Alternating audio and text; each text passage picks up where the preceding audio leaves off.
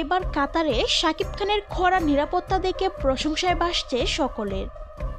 সম্প্রতি জমকালো আয়োজনে হয়েছে দি গ্র্যান্ড কালচারাল শো, আর সেখানে অংশগ্রহণ করেন নায়ক শাকিব খান সহ আরও এক ঝাঁক তারকা।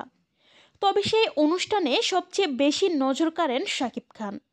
কড়া নিরাপত্তা দিয়ে অনুষ্ঠানে অংশগ্রহণ করেন এই অভিনেতা।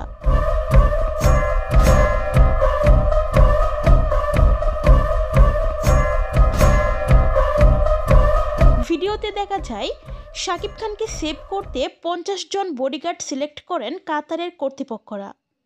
সত্যি বলতে শাকিব খানকে এমন কড়া নিরাপত্তায় দেখে সত্যিই অনেক ভালো লাগছে।